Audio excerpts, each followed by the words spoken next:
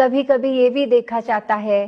कि दुनिया में ये बात हो जाती है कि अगर किसी ने ये कहा तो तुम्हें पलट के जवाब देना चाहिए था, तुमने क्यों सहा, तुम चुप क्यों रहे। लोग यहाँ तक भी कह देंगे संसार में कि ये तो कायरता की निशानी हो गई, अगला व्यक्ति तुम्हें इतना कुछ सुना रहा था, तुम चुप रहे आगे से। पर संतों को ये पता है कि ये कायरता नहीं, ये तो एक ऐसा गुण है जिसने जीवन को सुधारना है। उसने एक जो इंसान बहुत ब्रेव होता है, अंदर बहुत हिम्मत रखता है, बहुत वीर होता है, उसी के लिए पॉसिबल है कि अपने मन को, अपने एक माइंड के थॉट्स को, अपने गुस्से को कैसे काबू भी करके किसी को आगे और वो परेशानी नहीं देनी, क्योंकि वो अच्छे से समझता है अगर कुछ हमें ऐसा बोल रहा है जिससे हमको इतनी तकलीफ है, आगे हम भी अगर उसको वही बोल दें तो उसको भी तो हमारे शब्दों से उसके दिल पे कितनी चोट पहुंचेगी। तो इसलिए वो एक ये ना समझते हुए कि एक कायरता कर दी हमने किसी के आगे कुछ ना कह के, हमें तो उसके जवाब के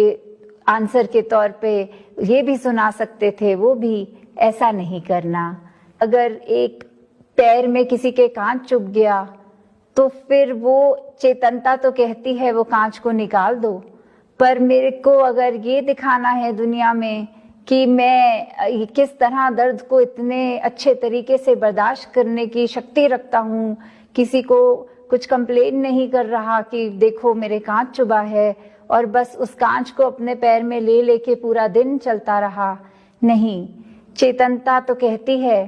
कि उसी समय खुद कांच निकाला जाए, या फिर वो डॉक्टर या कोई ऐसा साधन लेकर कि वो दर्द का भी वहीं पे समाप्त होना संभव है। जैसे ही वो कांच निकाल दिया जाएगा वो पीड़ा खत्म हो जाएगी। तो हमने किस तरह एक चेतनता का भी यहाँ प्रयोग करना है कि किस लिए हम अगर कहते हैं कि हम सहन कर रहे हैं तो वो इसलिए नहीं कि हम अपने आप को महान दिखाएं, पर इसलिए क्योंकि सहनशीलता जब आती है किसी के अंदर, वो एक महानता की तरफ एक नेचुरल प्रोसेस बन जाता है। तो कैसे एक क्षमाशीलता का भी गुण यहाँ, फॉरगिवनेस वाली बात, कि अगर एक किसी का कुछ सहना वो भी इसीलिए पॉसिबल होता है जब एक किसी की गलती पे उसको क्षमा भी किया जा सकता है।